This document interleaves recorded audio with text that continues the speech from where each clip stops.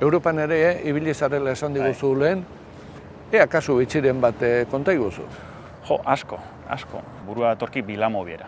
Poloniako herri bakar batean egiten da, duela 15 bat urte gelditze omen zien... Herri bakar bat da? Herri bakar bat. Herri txiki bakar bat. Aha. Bilamovice izena edo bai.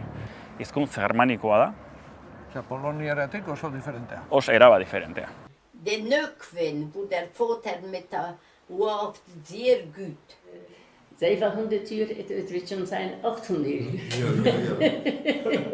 Aurdan duela 15 urte esate zen, gelditzen ziela 10 bat agure hizkuntza mantentzen zutenak, emantzat ematen zen hizkuntza juningo zala, eta gazte batek ekin zion horren berreskuratzeari, eta gaur egun udaran honetan egon naiz beraiekin, eta esate ziaten 25 bat hiztun badaudela.